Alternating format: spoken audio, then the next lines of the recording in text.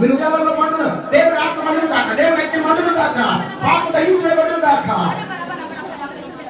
అందరూ కళ్ళు మూసుకోండి, నాయన చూడకండి, కళ్ళు మూసుకొని దేవుని చూడండి.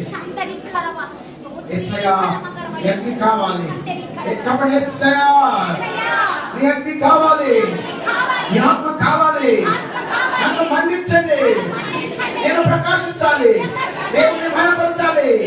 పరిశుద్ధాత్మ